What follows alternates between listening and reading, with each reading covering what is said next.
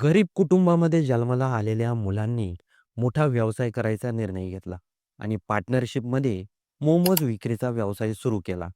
या व्यवसायाला चांगलं यश मिळालं आणि या व्यवसायामधूनच त्यातल्या एकाने थार गाडी विकत घेतली.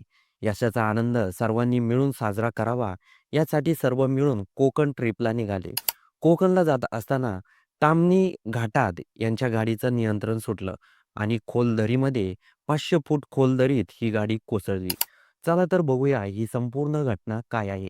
तर मंडळी, मृत्यू झालेल्या 6 पैकी एक साहिल गोटे यांनी 20 दिवसापूर्वीच एक थार गाडी विकत घेतली होती. साहिलचा पुण्यामध्ये व्यवसाय देखील होता मोमोजचा आणि त्यांच्या पुण्यामध्ये जवळपास 3 गाड्या होत्या. त्याने आपल्या मित्रांना देखील या व्यवसायामध्ये सहभागी करून घेतलं. प्रचंड मेहनतीच्या जोरावर त्याने याच वर्षी एक फ्लॅट देखील विकत घेतला. काही दिवसापूर्वी एक थार गाडी देखील विकत घेतली. व्यवसायात मिळत असलेल्या यशाचा आनंदाचा साजरा करण्यासाठी त्याने कोकणला जाण्याचं ठरवलं. पुण्याच्या हवेली तालुक्यातील कोंडवे धावडे गावातील 6 मित्र यातील साहिल गोटे हा विशेष होता.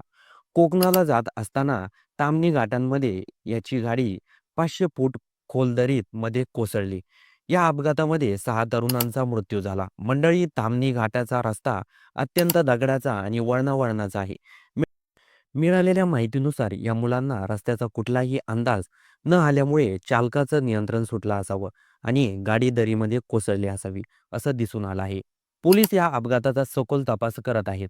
ताम्हिणी घाट मधल्या प्रवाशांना सतर्क राहण्याचं आश्वासन पोलिसांकडून करण्यात आलं आहे. मिळालेल्या माहितीनुसार सोमवारी हे 6 मित्र घरून कोकणला जाण्यासाठी निघाले, पण मंगळवारी यांच्याशी संपर्क होत नव्हता. त्यामुळे पालकांनी पोलीस स्टेशनला धाव घेतली. त्यानंतर कंप्लेंट दाखल करण्यात आली. त्यानंतर पोलिसांनी शोध घेण्यास सुरुवात केली. शिव माने, प्रथम चव्हाण, प्रथमचे वडील हे टेम्पो चालवतात आणि आई घरोघरी धुणं भांड्याचं काम करतात. श्री कोळी, ओमकार कोळी या दोघांचं वडील बिगारी काम आणि वॉचमॅनचे काम करतात. पुनीत शेट्टी याचे वडिलांचं निधन झालं आहे आणि आई मोलमजुरी काम करते. सर्वांचं वय 21 ते 25 वयोगटातील आहे. शांतपणे काम करून पुढे जायची इच्छा होती. अपघात घडल्यानंतर 6 मुलं बेपत्ता असल्याची माहिती समोर आली. कोकणमध्ये या 6 जणांनी एक रूम बुक केली होती. बुधवारी हे त्या हॉटेलमध्ये पोहोचले नाही. त्यामुळे हॉटेल मालकाने त्यांना कॉल केला, परंतु कुठलाही प्रतिसाद मिळाला नाही. त्यानंतर हॉटेल मालकाने पुण्यातल्या एका ओळखीच्या व्यक्तीला कॉल करून हे 6 जण पोहोचले नाही अशी माहिती दिली. घरी परत न आल्यामुळे प्रथमच्या वडिलांनी उत्तमनगर पोलीस स्टेशनला तक्रार नोंदवली. माणगाव पोलिसांनी तरुणांचं लोकेशन तपासलं. लोकेशन दिवा घाटात असल्याचं पोलिसांना समजलं. हा परिसर घनदाट जंगल आणि बुधवारी पोलिसांनी स्थानिक पोलीस रेस्क्यू टीमच्या मदतीनं शोध मोहीम सुरू केली. बचाव कार्य सुरू करण्यात आलं. बराच वेळ पोलिसांनी काहीच सापडलं नव्हतं. पण पण संध्याकाळच्या वेळी वाहनांचा काही भाग दिसला. पण संध्याकाळ असल्यामुळे ही शोध मोहीम थांबवण्यात आली आणि गुरुवारी सकाळी पुन्हा ही शोध मोहीम सुरू करण्यात आली.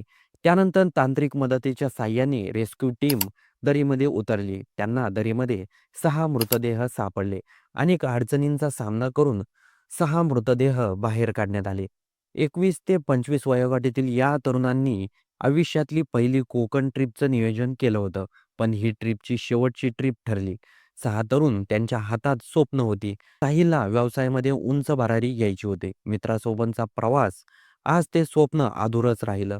घाटाच्या त्या वळणावर आनंद थांबला. गाडी थांबली नाही, तर जीवन थांबले. तर या संपूर्ण प्रकरणाबद्दल तुमचं काही मत असेल तर कमेंट बॉक्समध्ये नक्की नोंदवा आणि व्हिडिओ आवडला असेल तर होऊ द्या चर्चा चॅनलला सर्वात आधी सबस्क्राईब नक्की करून जा.